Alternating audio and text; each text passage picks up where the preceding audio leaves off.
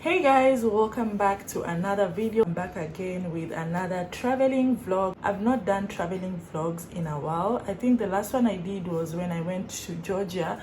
So currently I'm in Thailand, but at the moment I'm in Phuket. But I'm doing this video of how I started my journey to Thailand from Doha, and then I had a transit in India to Bangkok. So I'm happy to share with you how my journey experience was and my flight experience and the first hotel I stayed in Bangkok. So make sure you watch this video till the end. If you haven't subscribed or if you're new on my channel, please make sure you subscribe so that you don't miss any of my videos. Without wasting any time, let's go to Bangkok together.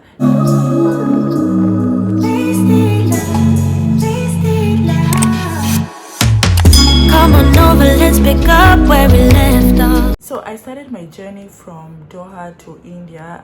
I was supposed to come to Thailand on October with one of my friends, but I got sick and I was not feeling well, and I had exams to do and also work and everything, so I had to postpone. She came here by herself. I decided to just postpone the trip to November. As well, traveling is not cheap, so I always consider getting the buddy ticket. It can be cheaper for you. So what I did, I went online and I checked which airline is going to Bangkok, and I came across the Indigo, the Indian Air, which has a lot of transit and all that. But anyway, it was okay because it was very cheap. I'm gonna talk about that in a minute. But the reason I decided to do this trip as early as I could, because we have World Cup in Qatar and my visa was supposed to expire in December. That's after the World Cup, and I didn't want that because my PR in Qatar also was about to expire. I was not even sure if I would get the visa, because in Qatar, if your PR is less than 3 months to expire, they usually don't give you a visa. But I was very lucky. They gave me a visa to Thailand, so I was ready for my trip. So anyways, that story aside, so my trip started on the 8th of November, and I traveled and I fly with the Indigo Air, which I will never advise anyone to use Indian Air. Sorry to say, but that airline is pathetic. I know it's very cheap. It's very cheap because I was trying to save as well. To fly from Doha to Bangkok, it's only 3 hours with Qatar Airways, but I had to take this Indian Air. So what happened is the flight was 14 hours, but usually flying from Doha to Bangkok is approximately 3 hours. You'll be in Bangkok from Qatar. But because I was trying to save money, or when you're traveling, you try your best to save some money, I decided to use Indigo Air. I won't advise anyone to use that airline. First of all, the seats, they're not comfortable. Some of the seats are not even there. Like, I don't know, I wish I had taken some videos just to show, but that flight is the last option you should always have when you're flying to India. I don't know if they have another airline. I think I saw another airline, but the Indigo airline, they have to do something. Sorry to say this, but they have to do something. So I fly to Doha to India. It took me 5 hours, and then from India I had a transit of 4 hours, and then from India to Bangkok was 3.5 hours. So the flight was very long. I don't know if that is 14 hours or something, I can't remember, but it was a very long flight. But anyways, everything was okay apart from the airline. It was cheap, not worth the money, so I will not recommend anyone to use Indigo airline. It's pathetic. And also, they don't serve food. I don't know if that comes with the ticket. I don't know, I'm not sure. So I arrived in Bangkok I left Doha at 7 p.m. on the 7th of November, and I arrived in Bangkok on the 8th at 12 p.m. So since I was very new in this country, first of all, I had a fear. Guys, if I tell you I had a fear of traveling by myself, really, but I had no choice. I didn't want my visa to go to a waste, and my friend encouraged me, and she was like, please go on this trip. don't miss it. At least you'll get the time to explore a lot of things that you can do by yourself, which I'm so happy. So far I can say that I've gotten over my fear of, you know, traveling alone, because if I've been to Thailand by myself, I'm very sure I can visit any country by myself.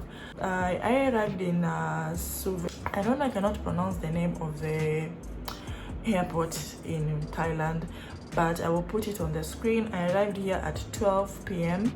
and then just trying to find my way out. So when I went to arrival, they told me, since I'm from Kenya, in case you are from Kenya or South Africa, you have to go through the yellow fever process and stuff. And then I told them I don't live in Kenya, I live in Qatar. And they checked my PR and they saw really I lived in Qatar.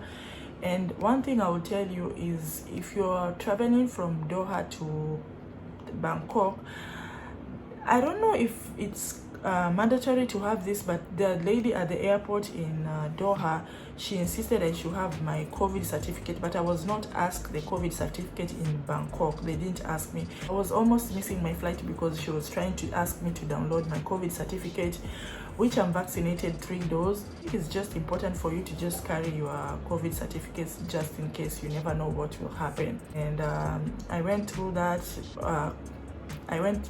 The yellow fever and stuff, and they realized I live in Doha. So if you live in Doha, you must have the yellow fever. If you're traveling from Kenya, you always have to have it.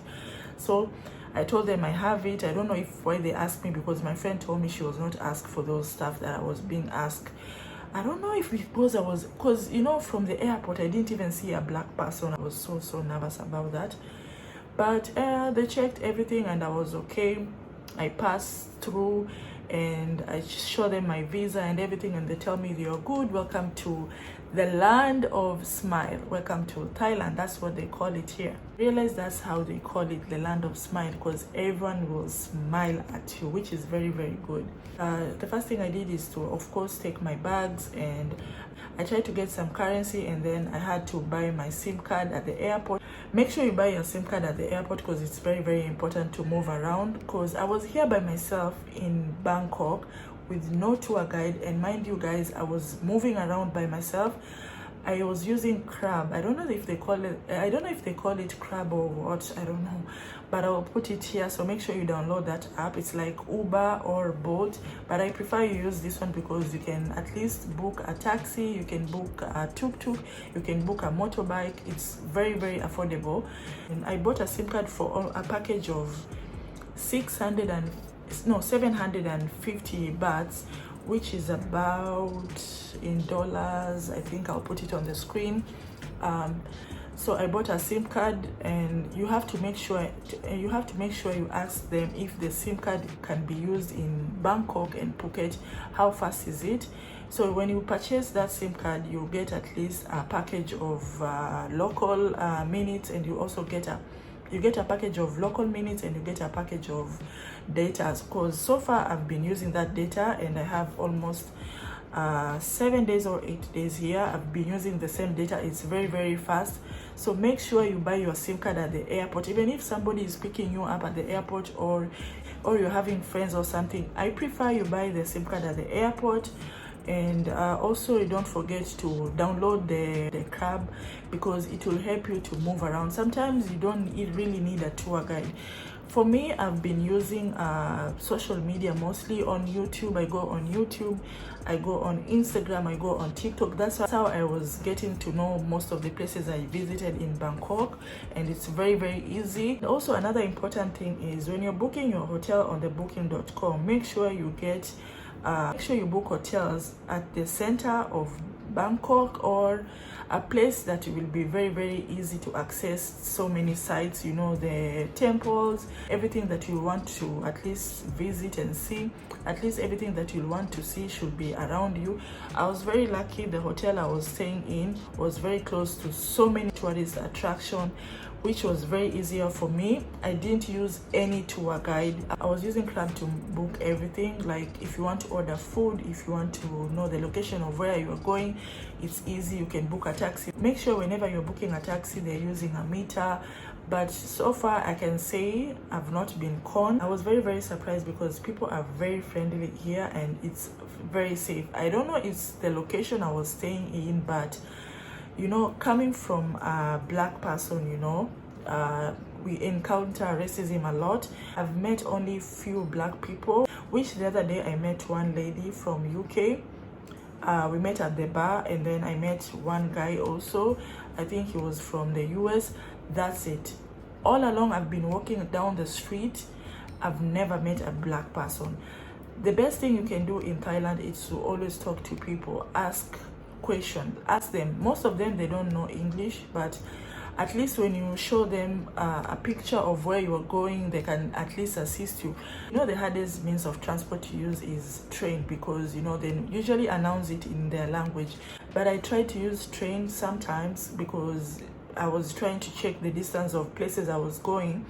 So I used to ask people around, and whenever I show them, they at least try and translate, and they explain it in details, which I was very happy about.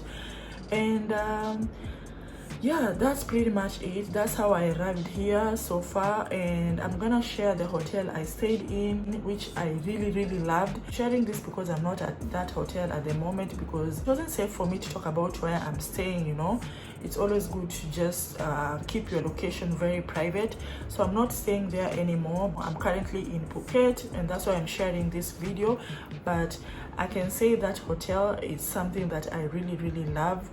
Cleanness 100%, staff 100%. The manager there, I can't remember his name, but the manager there, he's very welcoming.